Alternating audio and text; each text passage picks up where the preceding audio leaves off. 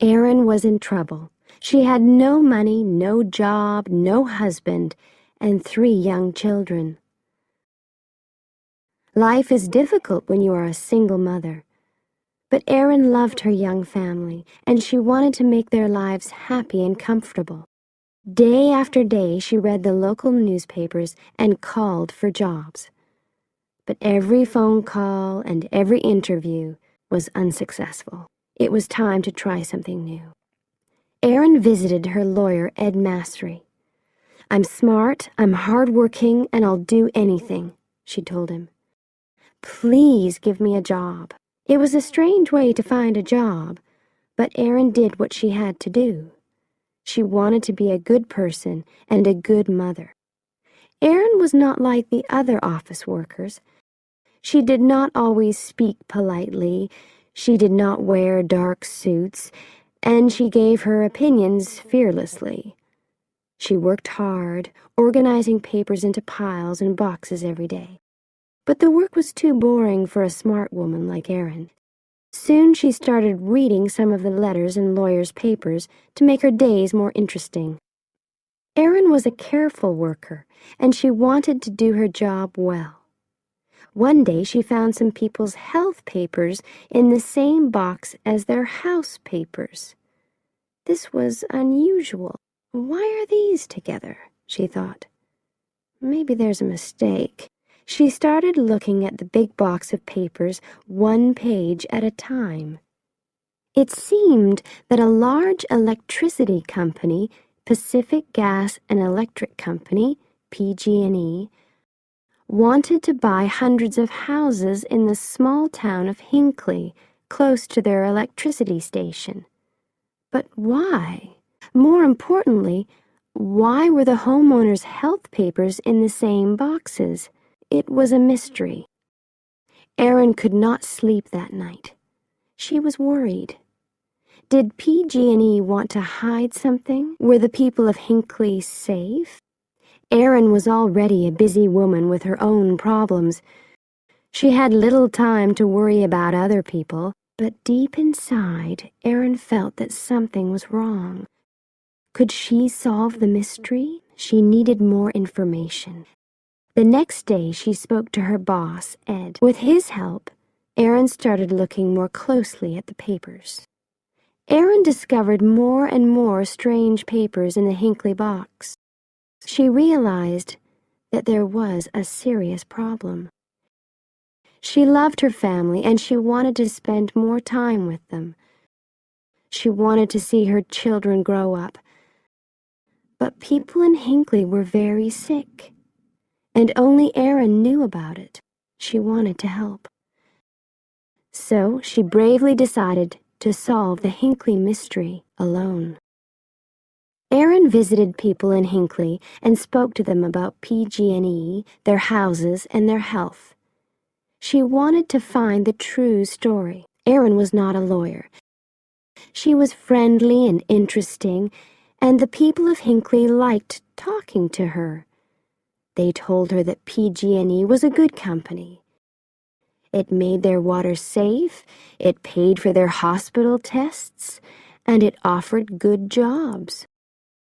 But Erin was not so sure. Erin always got what she wanted. Now she needed help and information. She was working alone, but this did not stop her. She called and visited scientists, doctors, and lawyers. She talked to anyone who could help her. And every day she worked hard. At last, she got the piece of information that she really needed. PG&E was poisoning the water near Hinkley. PG&E is one of the biggest companies in the U.S., and people liked and trusted it. But Erin realized that the company told lies. The water was safe, they said, but they were poisoning it. Erin was not important, famous, or rich. She was not even a lawyer, but she decided to fight against PG&E for the people of Hinkley. She knew that she had to help in every possible way. How many people were poisoned in Hinkley? Was anyone in danger? Erin returned to the town to find out. People knew Erin now. They trusted her and they talked honestly about their health problems. Hundreds of people in Hinkley had terrible illnesses, and some were dying.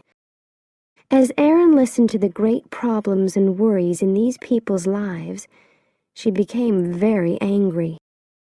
PG&E knew that it was killing people. It was expensive to clean the water from its electricity station, so the dirty water ran into Hinkley's river and drinking water. Now the company wanted to buy the houses and keep the secret. It was not worried about the people who became sick. It was worried about possible payments to those people. Money was a big problem for Ed Massery, too, at this time. Erin's work was important. He knew that. But lawyers only get paid when they win. It was almost impossible for a small local law office to win against PG&E. Ed was afraid. But he was a brave man, too. He trusted Erin, and Erin's courage and hard work carried them through the most difficult times. From start to finish, Erin's work for the people of Hinkley took more than 5 years. During that long and difficult time, Erin and Ed made a great team. As Erin talked to different Hinkley people, her name and face became famous in the town. She had to be careful, though. She did not want PG&E to know about her work. As more people told their stories, Erin got the necessary information. She worked longer and longer hours. She still had a family to look after, too. Her body and mind were tired, but she knew that quick action was important. Finally, it was time to fight PG&E. Erin and Ed sent 634 notices for lawsuits from their small office to the large, expensive offices of PG&E. It was brave, but was it crazy? PG&E was a dangerous enemy. Was this the end for Ed's company? When PG&E received the notices for the lawsuits, its lawyers immediately realized the danger. The sick people of Hinkley wanted a lot of money from the company. More lawyers were brought in on both sides. The lawsuits were too big for Erin and Ed alone, but Erin continued to work on them. The Hinkley people were her friends now. She truly loved them, and she knew more about their lives and problems than anyone. So Erin, Ed, and the lawyers from other companies worked together to do their best for the people of Hinkley. After months of hard work, important lawyers in expensive clothes filled a small courtroom. PG&E bosses sat quietly in their chairs, trying not to look worried. Erin was nervous and excited. She thought about her friends in Hinkley, and she remembered the long years behind her. As the judge spoke his final words, she listened silently. PG&E had to pay $333 million to the people of Hinkley. It was the largest amount of money for this type of lawsuit in the history of the United States. This also gave hope to other ordinary people and small law offices. And when PG&E stopped poisoning the water at Hinkley, hundreds of people's lives were saved. After their fight against PG&E, Erin and Ed had enough money to stop working forever. But today, Erin is still working for Ed's office. She is not a lawyer. She always liked to do things her own way, and she has not changed. But her health, her family, and the people of Hinkley are more important. Today, she works for other ordinary people who are fighting against big companies. Her courage and hard work continues to help people and save lives. The end. Thanks for watching the video. Don't forget to like the video and subscribe to our channel for more helpful content. Share your thoughts in the comments.